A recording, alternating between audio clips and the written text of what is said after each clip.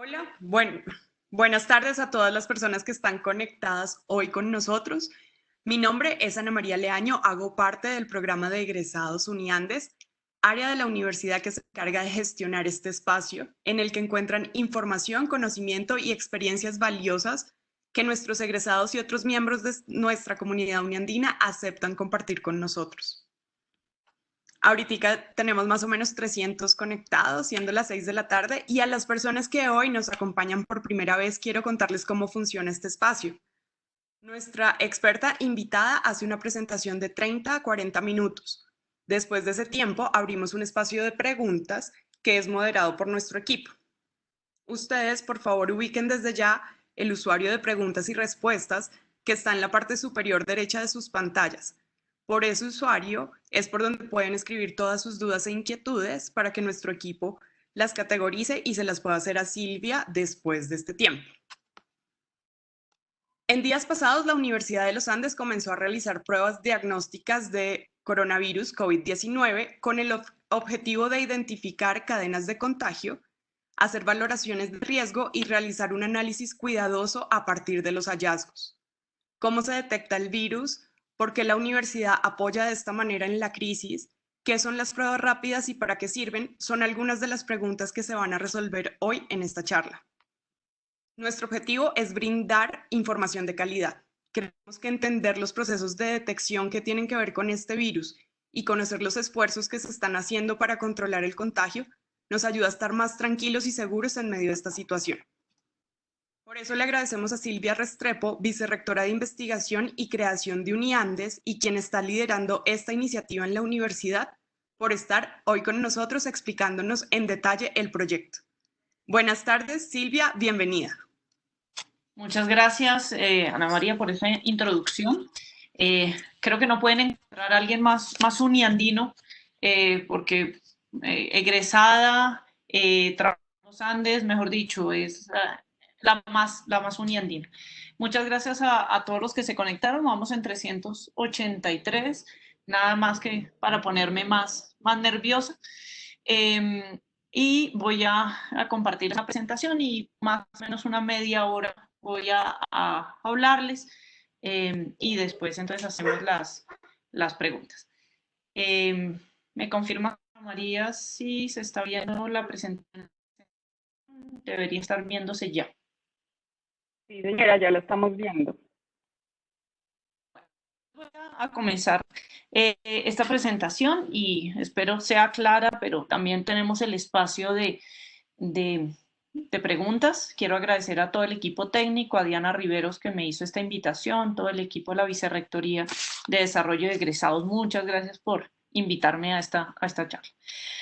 Entonces, como se dijo, vamos a hablar de las pruebas de laboratorio de COVID-19. Voy a tratar de aclarar un poco todos esos conceptos que rondan sobre pruebas de PCR, pruebas rápidas, pruebas inmunológicas. Espero que al final esté un poquito más claro. Voy a comenzar con ¿para qué hacer pruebas? ¿Y por qué la universidad se mete en este cuento de hacer pruebas? Y hemos oído mucho que países que han hecho pruebas son las que más exitosas han sido para controlar esta enfermedad. Las pruebas se hacen para dos grandes objetivos y los vamos a ver, los vamos a volver a repasar en diferentes momentos de la presentación. La más importante es para determinar quién está infectado. Y quién está infectado, sobre todo para prevención de infección, aislamiento, para permitir también la trazabilidad. ¿Eso qué quiere decir? Por un lado, determinar aquellas personas que tienen el virus, de pronto no muestran síntomas y nos ayuda porque si los aislamos y hacemos todo el protocolo de bioseguridad, evitamos que haya más infección. Y trazabilidad porque nos permite entender cómo se está moviendo el virus, para entender muchos aspectos que este virus no nos ha dado tiempo de conocer para poder manejar mejor la enfermedad. Y otras pruebas sirven para determinar quién estuvo infectado. Es para guiar confinamiento y desconfinamiento, para entender la respuesta inmune al virus, que tampoco se ha entendido muy bien. Hace poquito salió un artículo que revisa todo lo que se sabe de la respuesta inmune al virus, pero hay muchas cosas que dejan los inmunólogos todavía muy sorprendidos. Vamos a hablar de pruebas. Y dos definiciones son muy importantes que vamos a ver en todas las pruebas, que son sensibilidad y especificidad. La sensibilidad, solo para recordarles, es el porcentaje de las personas que tienen la enfermedad y en efecto son detectadas. Y la especificidad es el porcentaje de las personas que no tienen la enfermedad y en efecto así son indicadas por el test, es decir, que no tienen la infección. Y tiene que ver con los falsos positivos y falsos negativos que vamos a hablar un poco en la presentación. Bien, entonces, unos datos importantes para hoy. Y les pongo ahí, y las próximas diapositivas son sacadas de una guía de la Organización Mundial de la Salud que nos da unas normas de cómo hacer el diagnóstico. La incubación del virus es más o menos de 5.2 días y eso fueron de datos tomados de 424 casos de la provincia de Wuhan, pero indudablemente hay variaciones por persona y esto lo hace un poco más complicado. Voy a entrar en algunos momentos un poco técnico, yo soy bióloga y voy a entrar un poquito en el técnico, pero voy a tratar de ser soft en la parte técnica de mi presentación. Es un virus de RNA, es decir, tiene un ácido nucleico como todos, no voy a decir todos los organismos vivos, los biólogos no consideramos los virus como entes vivos, pero como muchos organismos que se reproducen tienen una molécula que es de información genética. Nosotros tenemos ADN y los virus tienen, algunos virus, no todos, algunos virus tienen ARN, que es una molécula muy parecida, pero tiene unas pequeñas diferencias en su estructura. Tiene un genoma de 29.000 pares de bases. ¿Eso qué significa? Que las letras que componen ese código genético son 29.000, casi 30.000 letras. Para una comparación, los humanos tenemos 3.000 millones de pares de bases, 3.000 millones de letras en nuestro código genético. Y tenemos cerca de 30.000 genes. Este virus tiene 29 genes. Y la respuesta inmunológica al virus comienza a partir de los días 10 o 12 de inicio de síntomas. Esos son datos muy importantes. Entonces, la Organización Mundial de la Salud nos dice, listo, entren en los laboratorios a detectar este virus. Y es muy importante también para la presentación que hablemos de qué se detecta. En realidad vamos a hablar de una detección, no de diagnóstico. Hablamos de detección de la presencia del virus o la presencia de anticuerpos en respuesta a la infección. Y los tests hacen una o la otra. Y vamos a ver la importancia, vamos a hablar de sensibilidades, etc.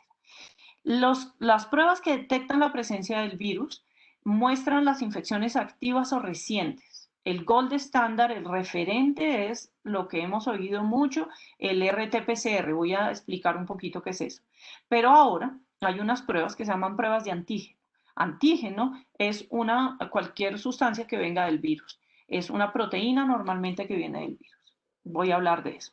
Y las segundas, las que detectan la presencia de anticuerpos, detectan las infecciones más tardías, porque es cuando el cuerpo ya ha producido su respuesta inmune. Y recordemos que la respuesta inmune comienza varios días después del inicio de los síntomas.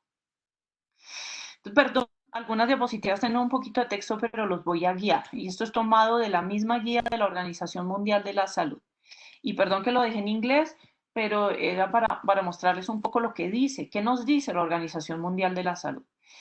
La Organización Mundial también, y ese es el referente, dice la prueba de referencia es la amplificación de ácidos nucleicos. Y eso significa PCR. PCR es la reacción en cadena de la polimerasa.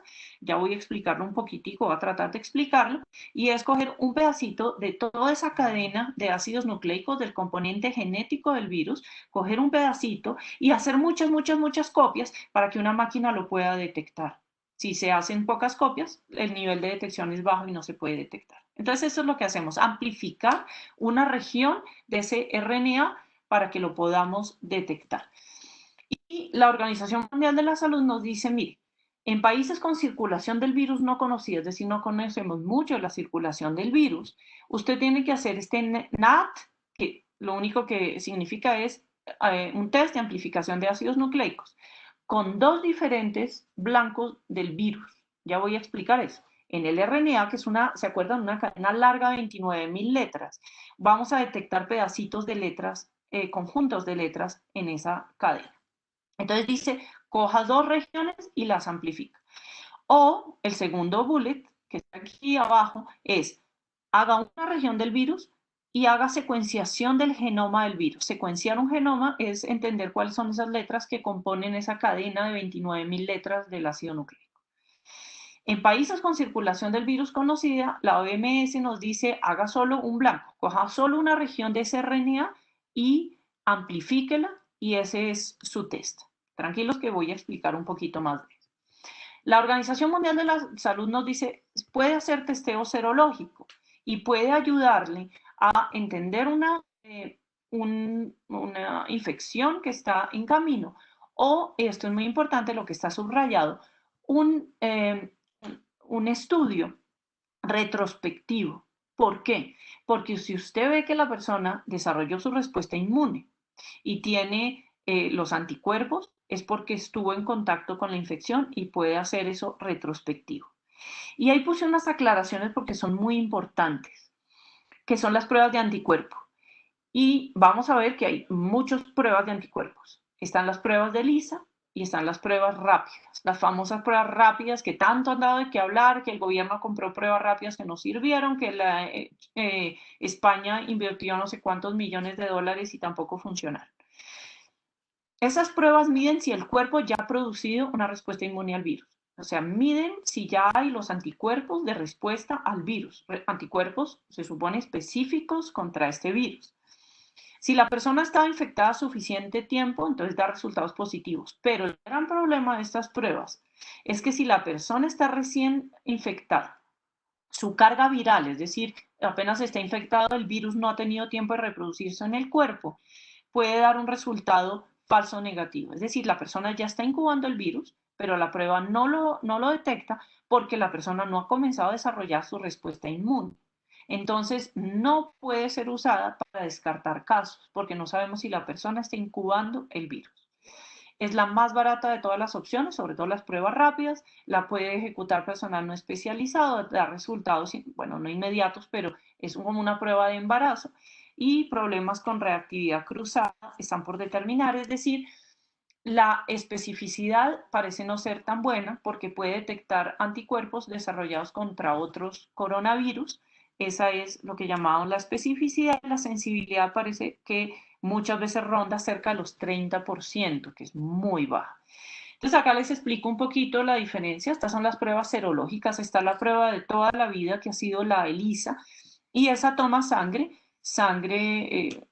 sacado de sangre como normal, plasma o suero, y es una placa, unos pozos que tienen una proteína del virus, y se detecta, se pone la sangre, los anticuerpos en la sangre que van a unirse específicamente a esta proteína del virus, y hay otros anticuerpos que detectan el anticuerpo, pero estos anticuerpos secundarios tienen una reacción de color, entonces el pozo se colorea si la persona, la sangre, el plasma, el suero de la persona tiene anticuerpos contra ese virus.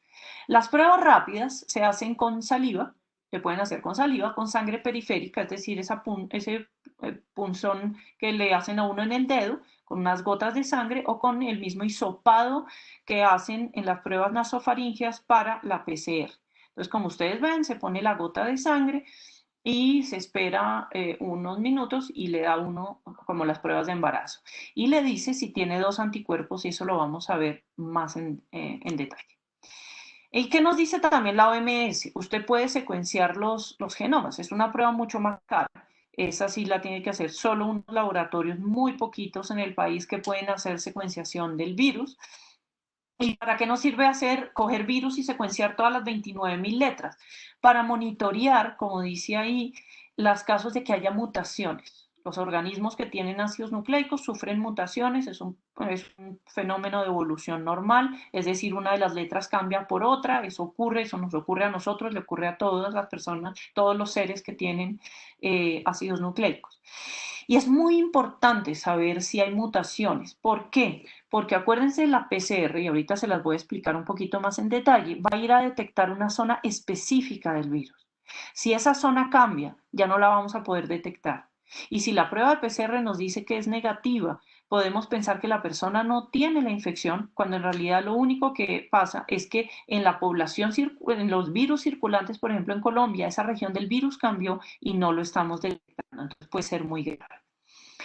Voy a entrar un poquito más en detalle en pruebas moleculares. Acá tenemos la estructura del virus, acá doy un artículo que la determinó. Ustedes ven que es como un envoltorio y adentro del virus, de ese envoltorio, está el RNA. Y afuera tenemos una mezcla entre dos sustancias, que son lípidos y proteínas. Y ahorita les expliqué ELISA.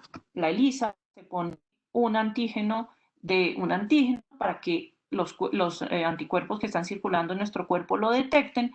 El antígeno es alguna de estas proteínas. Generalmente es esta S, la spike protein del virus, que se pone ahí, o la E se ponen ahí para que a ver si la persona detectó virus, ya tiene desarrollo de anticuerpos contra ese virus.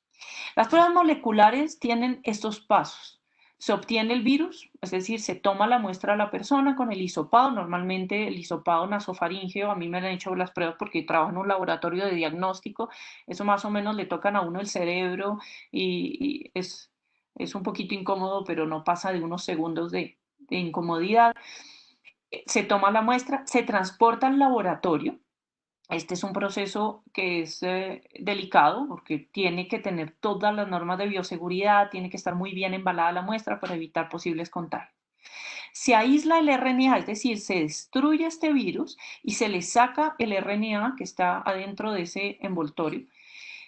El RNA se tiene que pasar a DNA, porque los procesos que tenemos diseñados en los laboratorios podrían funcionar en RNA, pero son mucho más complejos. Tiene que pasarse ese RNA a DNA y después se hace la famosa PCR, es decir, en ese DNA se buscan esos pedacitos específicos y se amplifica.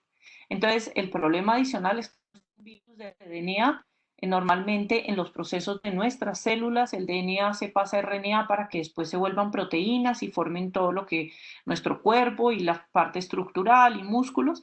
Este virus tiene RNA y entonces tenemos que hacerle un proceso que se llama reverso transcripción, es ir al revés y volverlo DNA, lo cual no hace sino complicar el proceso en el laboratorio y hacerlo mucho más costoso. Entonces, ¿qué es la famosa PCR?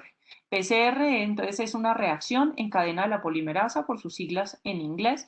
Y si ustedes ven, en verde tenemos un pedacito del RNA o del DNA, ya se pasó a DNA, tenemos el DNA, y lo que vamos a buscar es esta región verde específica. Para eso se hacen unos pedacitos de DNA, que eso se mandan a sintetizar.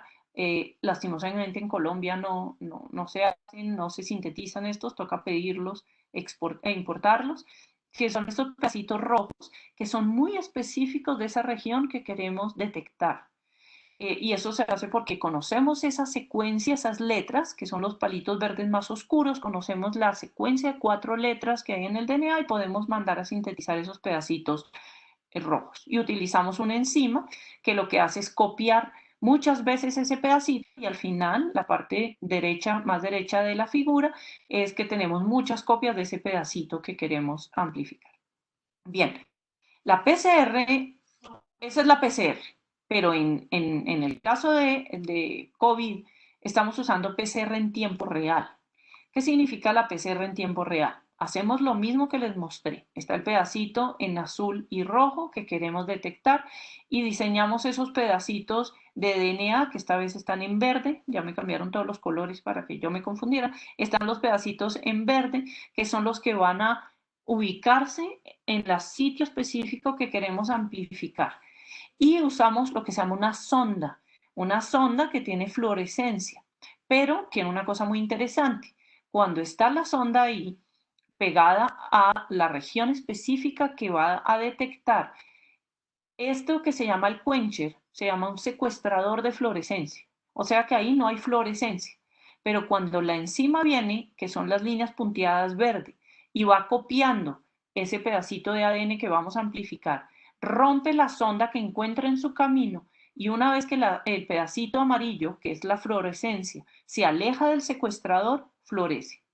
El principio de la PCR en tiempo real es que esto que es la amplificación, que se tiene que repetir muchos ciclos, como les dije, muchas veces para que haya muchas copias y se pueda detectar, que es lo que vemos acá en el número de ciclos. Es decir, que entre más copias tengamos, más fluorescencia vamos a tener, que es lo que están mostrando estas gráficas.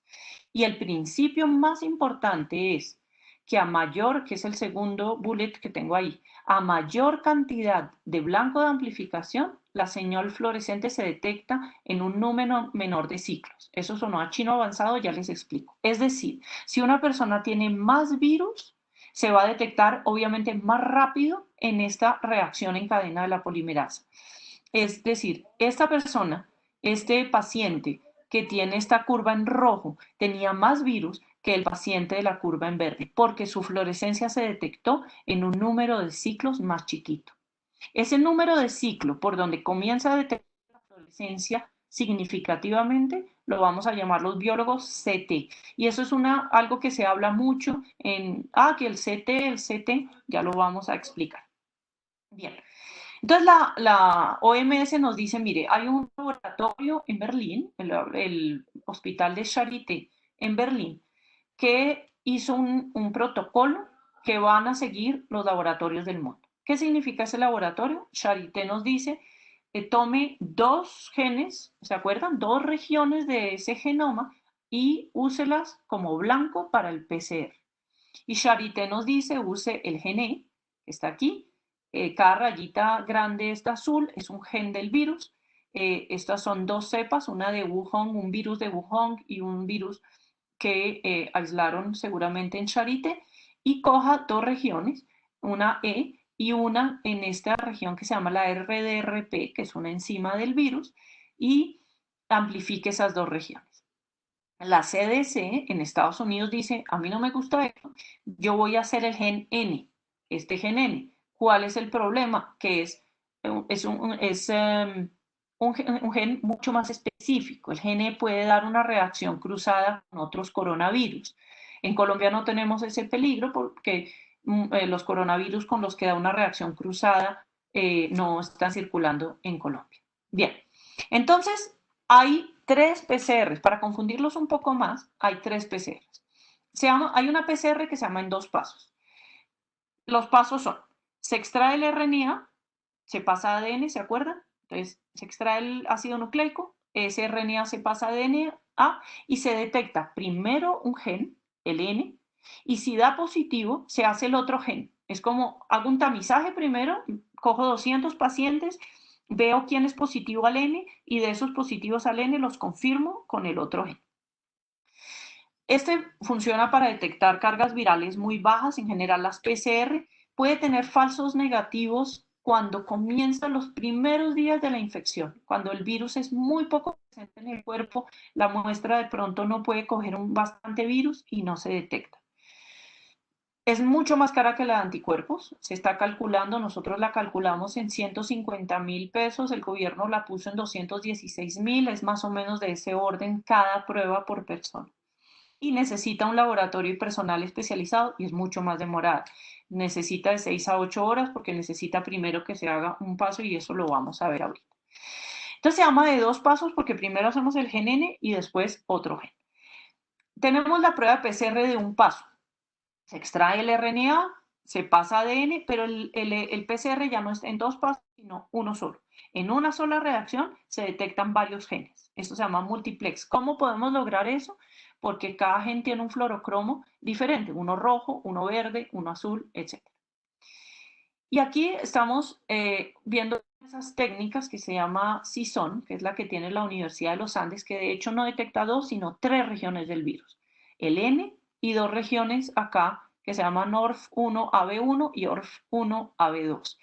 Y esto nos da mucha más tranquilidad, porque es muy poco probable que dé, y esto le sube mucho a la especificidad, porque detectar 3 regiones, o sea, no puede haber escapes de que alguien que tenga el virus no lo detectemos. Entonces, es un kit que trae todos los tubitos donde tiene el buffer, tiene el mix de enzimas, la que hace el paso de RNA a DNA y después la enzima que copia y copia y copia, que es la que hace la amplificación. Entonces los pasos es tomar la prueba, extracción del ácido nucleico, amplificación, todo el proceso que les expliqué, y el análisis de datos, y como ven, se amplifican varios genes en una sola corrida con diferentes colores. Bien, y están las pruebas integradas de PCR. ¿Qué significa eso? Que todo se hace en una sola máquina. Es como milagroso, una caja mágica. Ustedes ponen su prueba de hisopado y de una vez hace extracción de RNA y PCR, todo en uno. 45 minutos hace, o algunas mucho más rápido, hacen todo el proceso, sin necesidad de manipulación intermedia. No se requiere personal especializado. Y es mucho más rápido. 3-4 horas todo desde la toma de muestra. Es solo el proceso de extracción y PCR es muy corto. ¿El problema cuál es? Que la tecnología es cerrada. Es decir, toca comprar los reactivos de la máquina, esa máquina solo recibe los reactivos de la misma marca. Pero son los que usó Corea, por ejemplo, del Sur para ejecutar más de 10.000 pruebas al día. Entonces, ¿qué tenemos? Y hablemos de sensibilidad y especificidad de la PCR. Este grafiquita me gusta mucho, creo que no puse la referencia, pero es tomada del Banco Mundial. Si 100 personas tienen, pues hay una probabilidad de 100 personas, 80 de 100 personas que tienen posiblemente la infección. En realidad 80 tienen COVID, 20 no tienen COVID. Se le hace PCR. ¿Y qué nos dice la PCR? Que 50 personas tienen un test positivo, 43 dieron negativos. ¿Quién tiene realmente la enfermedad? Entonces, 56 personas que tenían la enfermedad fueron verdaderos positivos. Entonces, estos perfectamente, en estos no nos equivocamos de decirles, usted tiene que aislarse. Una persona que dio positiva no tenía el COVID, es la falsa positiva. Y digamos que este no es tan grave en cierto sentido, la mandamos a aislarse cuando no tenía el virus, pero bueno. Lo grave es que piensa que sí tenía el virus y después salga, se contagia y bueno. Estos son los más complicados de manejar. 24 personas que dieron negativas en realidad tenían el virus. Eso ya nos baja a una sensibilidad del 80%, un poquito menos, pero en realidad esa es la sensibilidad de las PCR, que son los falsos negativos. Y estos son los más difíciles de manejar. ¿Por qué? Porque no se les aísla y pueden ser personas que sí contaminen a más personas. Entonces, ¿qué podemos hacer ahí? Y por eso es importante hacerlo en personas que están, en esos grupos de alta probabilidad de contagio, es un retesteo cada cierto tiempo. Y los verdaderos negativos, es decir, personas que no tenían la enfermedad y en efecto se hizo no enfermedad. Y esta gráfica, que es también del Banco Mundial, a mí me encanta porque pone en resumen para qué sirve y en qué momento sirve cada test. Fíjense, la curva azul muestra la presencia del virus en el cuerpo humano y obviamente los antígenos, es decir, esos pedacitos del virus. Obviamente si el virus está presente, pues los antígenos están presentes, que son esas proteínas del virus. Entonces fíjense cómo desde que se contagia a los por ahí 12 días es cuando tiene la persona más cantidad de virus y entonces la PCR funciona muy bien desde, digamos, la mitad del primer sector y todo el camino, sea cuando el virus está en alta cantidad en el cuerpo. Fíjense cuándo comienza la respuesta inmune. La respuesta inmune comienza, unos anticuerpos que se llaman los IgM, comienzan a ser detectados a los 7, 8 días, un poco más después de la infección y unos días después de los síntomas que comenzaron en el día 5. Y el IgG comienza a los 14 días después de la infección. Por eso es muy importante entender que las pruebas inmunológicas sirven para algo muy diferente, complementario, pero muy diferente de las PCR. PCR nos ayuda a detectar mucho más tempranamente la presencia del virus y lo que nos hacen el IgG y el IgM es ver si la persona tiene esos anticuerpos, pero no pueden servir para un tamizaje de la población de que si lo aíslo o no lo aíslo, porque no sirven para esos primeros días después. Entonces, Uniandes. Uniandes decidió unirse a esta campaña de ayuda a la detección, haciendo lo que sabemos hacer, biología molecular, o sea, hacemos otras cosas, pero digamos RT-PCR. El 15 de marzo me entrevistaron en Caracol y yo dije, es muy importante que las universidades apoyemos al gobierno. ¿Por qué? Porque si bien, y lo estamos viendo ahora, estamos pagando un atraso de años y años de mala financiación de la ciencia, las universidades de todos modos hemos logrado consolidar una infraestructura de investigación y hacemos el 90% de la investigación en el país la hacemos las universidades. Entonces, si había infraestructura para responder a esto, eran las universidades. El 16 y 17 de marzo, el Instituto Nacional de Salud entrena a personal de 2 universidades, de 3 en realidad, aquí me faltó EAFIT, el Rosario, los Andes y EAFIT de Medellín. Y el 3 de abril recibimos el aval de la Secretaría de Salud para comenzar las pruebas. A la fecha hemos hecho 7.200 pruebas para el Laboratorio de Salud Pública de Bogotá. Tenemos una capacidad en este momento de 624 pruebas diarias. Esto no pretendo que lo vean, sino era cuando nos llegó eso fue casi el 17 de marzo, nos llegan todos los requisitos que están aquí resumidos sobre lo que teníamos que hacer de calidad y bioseguridad para que nos dieran el aval. Y gracias a la magnífica cooperación de todo el personal de la Universidad de los Andes, en 10 días logramos tener un laboratorio con todas las especificidades de bioseguridad y de calidad. Este es nuestro laboratorio y gracias a Andrés Medaglia que hizo estas diapositivas. Tiene 6 áreas. Una, la recepción de muestras. 2, un área para inactivar el virus. Muy rápidamente se tiene que inactivar para poder hacer las pruebas. 3, la extracción de RNA. 4, la premezcla y el montaje de la PCR. Y 5, donde están las máquinas de PCR y ponemos a montar ahí las pruebas. Y una zona donde hacemos esa premezcla. Entonces se reciben las muestras, se toma el ingreso, se toma la temperatura de las muestras porque hay que reportar, esas muestras tienen que llegar frías, se registra en el sistema la temperatura, se pasa a una región donde están las personas con una protección total, con todos los todo el equipo de protección personal y es una bandeja cada 40 minutos y una bandeja de 24 muestras. Ese es el proceso de pronto más lento porque lo tenemos que hacer con mucho cuidado, donde se inactiva el virus. La muestra pasa al laboratorio de extracción y ahí extraemos el RNA. Hay 3 personas en esta estación, también con todo ese equipo de bioseguridad y en este momento tenemos un robot que nos agiliza este proceso y sacamos 48 muestras en 17 minutos.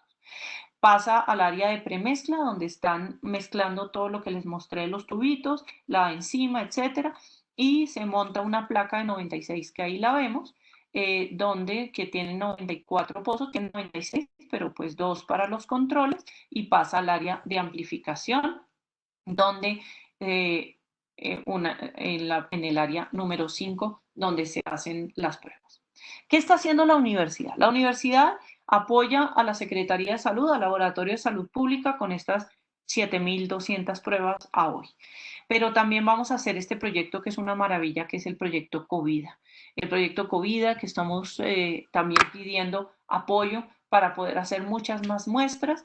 Nuestro primer objetivo son 100.000 muestras con 4 pilares y un estudio de trazabilidad. Es un proyecto que cuesta $4 millones y lo estamos haciendo junto a la Secretaría de Salud de Bogotá. Los 2 pilares, digamos, son 4 pilares, pero los 2 grandes, y de hecho se derivan otros, son los hospitales centinela. Nos vamos a concentrar es lo que yo llamo, perdón, me devuelvo, los 2 pilares, es un azar dirigido más contacto. ¿Qué significa un azar dirigido? No tenemos la capacidad en Colombia de hacer pruebas al azar a toda la población. Entonces tenemos que concentrarnos en estas poblaciones más vulnerables. Entonces, personal de salud, pero también en poblaciones de alto riesgo como taxistas, personal de seguridad, rapitenderos, personas extranjeros que no tienen posibilidades de ir a un hospital y demás.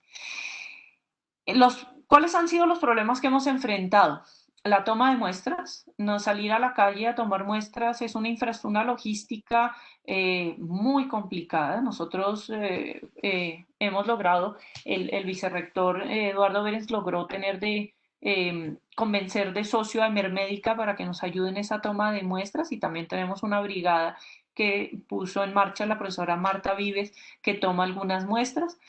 La falta histórica de apoyo a la ciencia, que nos dejó a muchos laboratorios sin maquinaria para poder ayudar y contribuir en esta pandemia. Y ustedes lo han oído, reactivos y reactivos. En toda la cadena ha habido escaseces por momentos. Yo tuve que parar el laboratorio unos días porque falta de todo, desde el hisopo, el medio de transporte. El hisopo se mete en un medio de transporte para que llegue al laboratorio, los kits de extracción de RNA, la detección. Hay algunas soluciones que vienen en el camino y ya estoy terminando. Y esta última parte de mi charla son saliva, pool, CRISPR y pruebas de antígeno. ¿Qué significa todo eso? Ya en varios países están haciendo pruebas, y este artículo lo muestra, tomar pruebas de saliva. Incluso la gente le muestran cómo tomar la prueba y la mandan por correo al laboratorio, obviamente embalada, le explican a la persona cómo embalarla y demás. Tiene muchas ventajas. No es invasiva, han demostrado que tiene menos variabilidad y es mucho más sensible. La segunda opción es algo que estamos haciendo en la universidad, que es optimizar los recursos. Y es hacer pool de muestras, no la muestra, sino el RNA. Si yo combino RNA de varios pacientes y los hago, en vez de 10 pacientes, lo hago en uno, me ahorro todos los reactivos, me ahorro 9 reactivos. Pero eso hay que saber cómo hacerlo, porque si en ese pool me sale positivo, me toca devolverme y volver a hacer la PCR de las 10 personas. Entonces estamos usando inteligencia artificial. Aquí quiero agradecer a los profesores Pablo Arbeláez, Andrés Medaglia, Olga Lucía Sormiento. Ya sabemos en qué regiones, y lo tenemos mapeado, en qué localidades de Bogotá hay mayor incidencia. Y eso lo hemos hecho con las 7.200 pruebas que llevamos en el laboratorio. Entonces, inteligencia artificial nos ayuda a ordenar los pools. Y si ven acá, hicimos todos estos pools, pero ya sabíamos estos que tenían baja incidencia, y entonces nos salieron 0 y nos ahorramos todos estos reactivos. De los dos primeros pools que están ahí, que tienen punticos azules y rojos, todavía positivos, y nos dieron positivos, esos los abrimos. Pero en vez de hacer 100, hicimos 28 test, lo que nos da una eficiencia del 3.6%. Bien, la segunda opción, o la tercera, ya tenemos saliva, pool más inteligencia artificial. La tercera es una tecnología que se llama el CRISPR. Y esto quiero agradecer a Adriana Bernal, que es la profesora que está liderando esto en la universidad. Es una técnica revolucionaria que se descubrió hace unos poquitos años, que sirve para editar genomas. Es decir, se encontró un sistema, no puedo entrar en los detalles, pero se encontró un sistema que puede ir al RNA, encontrar un pedacito específico y cortarlo. Pues bien, se encontró la manera de que lo detecte y florezca cuando detecta haya fluorescencia. Y se puede hacer con los kits de embarazo. Entonces, es una PCR con el flujo laminar de una prueba de embarazo, entonces reduce los costos, es rápida, y eso estamos tratando de ponerlo a punto en el laboratorio. Y lo último son las pruebas rápidas de antígeno. ¿Se acuerdan que hablamos de pruebas rápidas de anticuerpos? Pues bien, la idea sería hacer pruebas rápidas, pero esta vez de antígenos, es decir, detectar en el cuerpo las proteínas del virus. Y ya se está haciendo, ya están, por ejemplo, esta prueba que les muestro acá está autorizada por la FDA en Estados Unidos, y fíjense que dice una sensibilidad de 60%, es un poquito más baja que la RT-PCR, una especificidad del 100%, la del PCR está en 99%, pero la puede realizar cualquier persona. Entonces, como conclusión, ¿qué tenemos que hacer? Yo invertiría en este momento no en pruebas rápidas, no en pruebas inmunológicas. Todavía estamos en una fase en que necesitamos mucho más recursos para hacer más pruebas de PCR. Ejecutarlas a gran escala para definir bien quién está contaminado y evitar contagios. Asegurar que las pruebas que se adquieren funcionen en las máquinas que tenemos en Colombia. Montar un sistema eficiente para tomar las pruebas, que sigue siendo algo muy limitante. Tomar cualquier decisión en concierto con los miembros de la comunidad. Dejo una frase que a mí me encanta, es más ciencia en la política y menos política en la ciencia. Pero en todo caso, hacer pruebas de verdad masivas, no al azar, y entender cada prueba, las inmunológicas, las de PCR, para qué sirven. Y lo que nos va a servir más que cualquier cosa, obviamente los PCRs, pero más que otra cosa es educar a las personas en el autocuidado, en el cuidado del otro, reaprender a cómo hablamos, cómo nos comunicamos con los demás, nuestra higiene, la higiene para prevenir estos contagios. Los dejo con esta página que es donde tenemos toda la comunidad de profesores escribiendo temas para ayudar a la información de la sociedad. Hay temas de Transmilenio, hay temas de cómo hacer en su casa tapabocas, cómo usarlos, cómo, por ejemplo, hacer el pool de muestras. Todos los temas que ustedes quieren es uniandes.edu.co COVID-19. Y con eso termino mi presentación y estoy lista para las preguntas. Muchísimas gracias, Silvia. Te saluda nuevamente Nicolás Martínez del programa de egresados. Tuvimos alrededor de 800 personas conectadas en Webex y cerca de 200 más en el Facebook Live de la Universidad de los Andes que se enlazó con nosotros. Tenemos personas conectadas de otros países y bueno, vamos a las preguntas.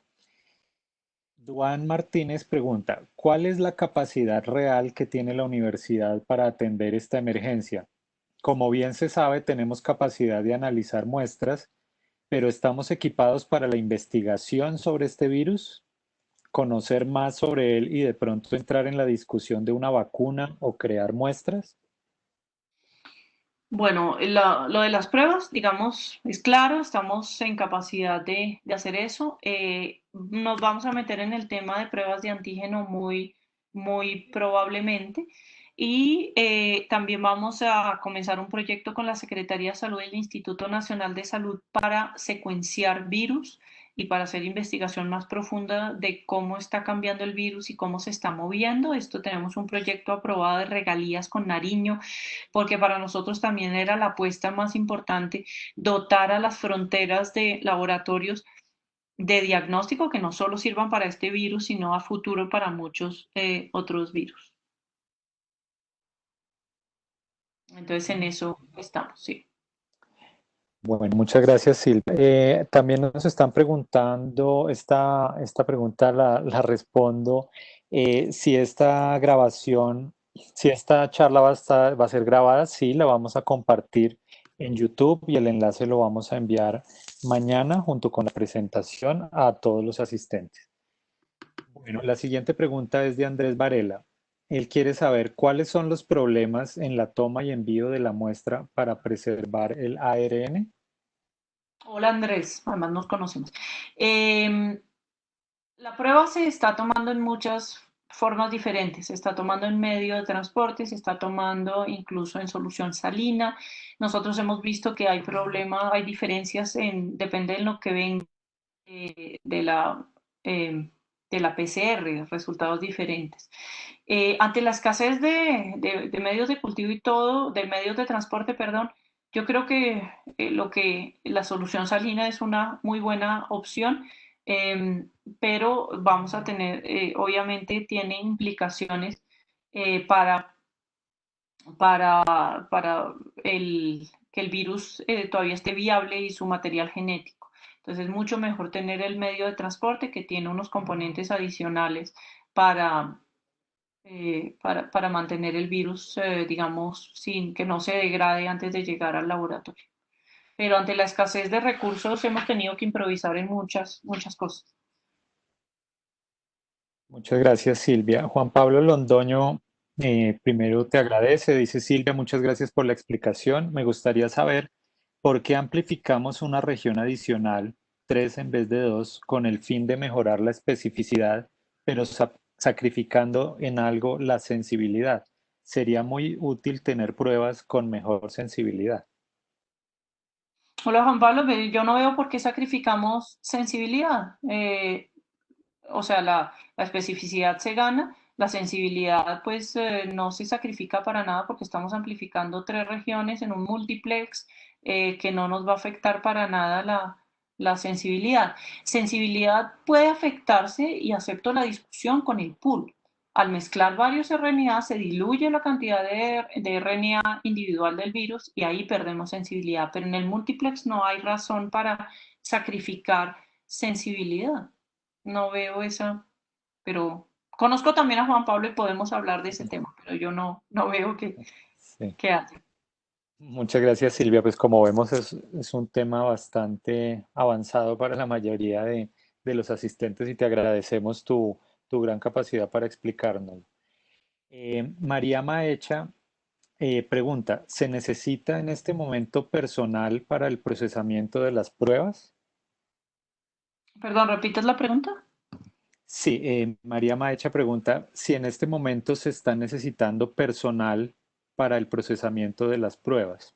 Ah, por el momento no, tenemos ya el equipo full, pero podemos recibir hojas de vida, que no sabemos si va a aumentar la capacidad del laboratorio, entonces me pueden escribir con mucho gusto con su interés y podemos evaluar eso.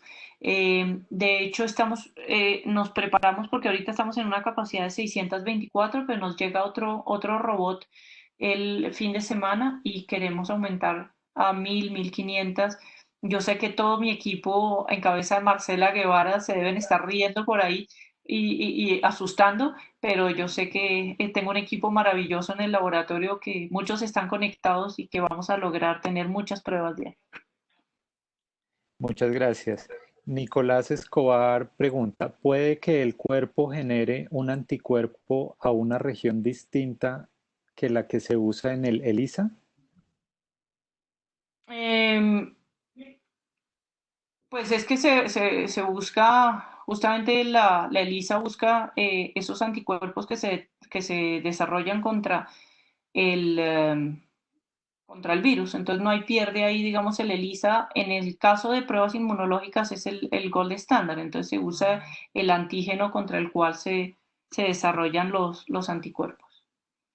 Entonces no hay peligro ahí, porque si no, entonces no serviría las pruebas de ELISA ni de pruebas rápidas. Entonces se usa el antígeno contra el cual se hacen los anticuerpos, que justamente son, muy particularmente esas proteínas que van a servir de entrada, que son las que se encuentran contra el receptor de las células humanas donde va a entrar el virus. Muchas gracias. Diana Pimiento pregunta, ¿este es el mismo proyecto que está la Universidad Nacional en conjunto con la Universidad de los Andes? Sí, y gracias por hacerme la pregunta. Se me olvidó darle las gracias a la Universidad Nacional, al profe Giancarlo Buitrago, que ha sido pues, la cabeza del diseño del proyecto. El profe Giancarlo nos ha ayudado a hacer todo este diseño, y los hospitales Centinela que van a entrar al principio son la Fundación Santa Fe, que es nuestro hospital universitario, y el Hospital de la Universidad Nacional, que son el Hospital Universitario de la Universidad Nacional. Sí, en efecto, estos no tuve tiempo de mencionar a todos los socios, pero obviamente la Universidad Nacional, la Fundación Santa Fe y todos nuestros patrocinadores que nos han acompañado en el proyecto COVID. Muchas gracias, Silvia. Seguimos con preguntas hasta las 7 de la noche. David Ramírez quiere saber cómo es el proceso de inactivación del virus. Bueno, el virus se inactiva aprovechando el paso siguiente del virus. Entonces, generalmente, pues hay unos compuestos que es el primer buffer, es la primera solución que se usa en el kit de extracción. Esto generalmente tiene compuestos o fenólicos o mercaptoetanol o algo que se ponen en la muestra del hisopado e inactiva el virus y, digamos, reduce esa posibilidad de contagio con esa muestra. Muchas gracias, Silvia. Mónica Uribe pregunta, quisiera saber si, habiendo estado 19 días con todos los síntomas del COVID, excepto la neumonía, ¿es posible que la universidad me haga una prueba de antígenos? Soy uniandina y trabajo actualmente en la Facultad de Artes. Gracias.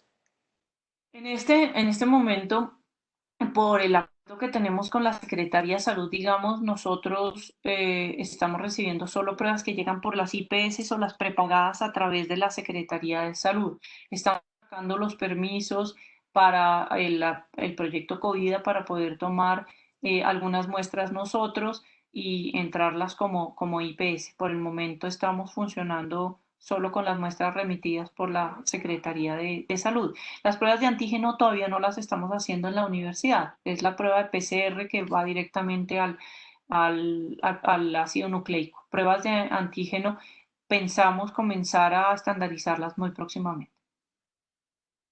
Muchas gracias, Silvia.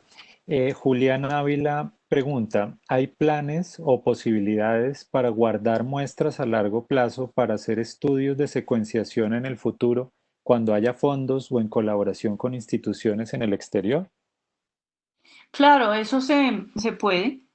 En este momento nosotros no lo estamos haciendo porque eso tiene que surtir un proceso de comité de ética.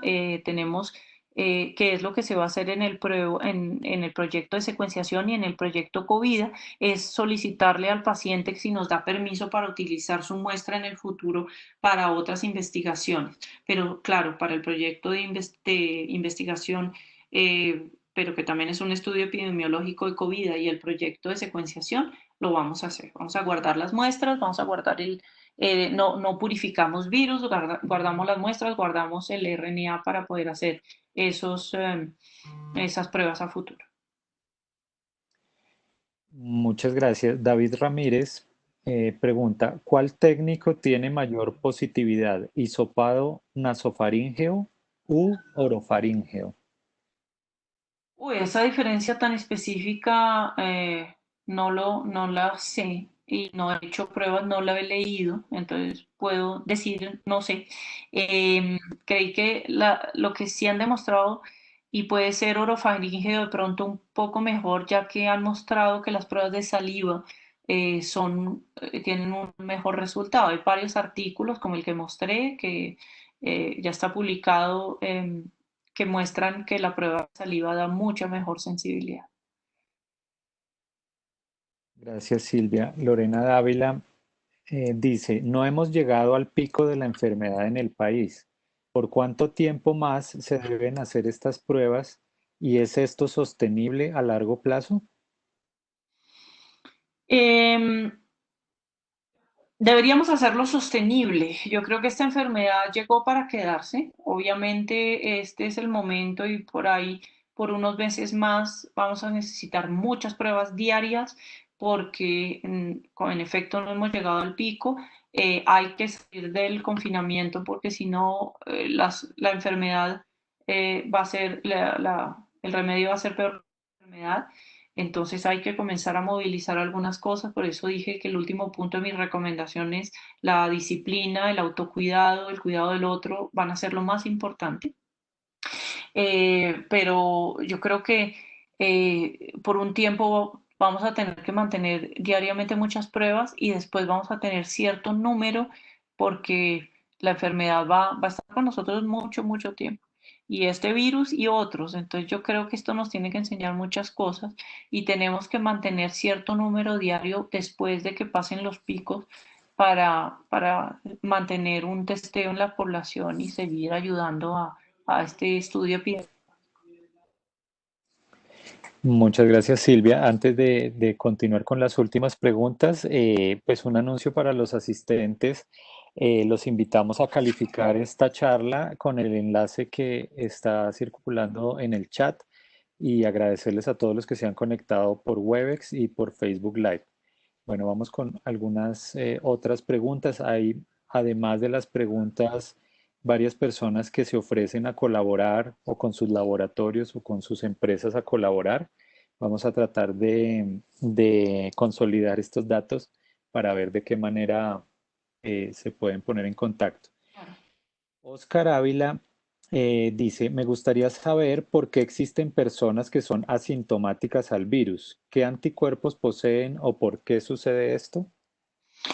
Pues ojalá supiéramos, pero por eso es tan importante eh, y lo hemos planteado en este proyecto COVID, tomar muestras de suero o tener esas muestras también ahí guardadas, porque en efecto hay personas que son completamente asintomáticas.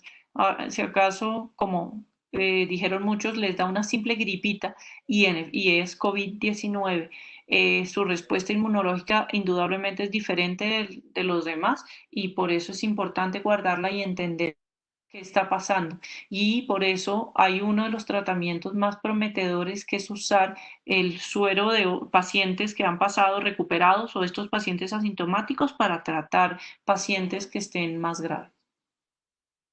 Pero no, como les digo, hay muchos interrogantes todavía sobre esa respuesta inmune a la enfermedad. Es un virus que nos ha dejado muy perplejos en la comunidad científica. Muchas gracias, Silvia. Paola Castillo pregunta, con las 7.200 pruebas, ¿cuáles zonas son las que están en mayor riesgo?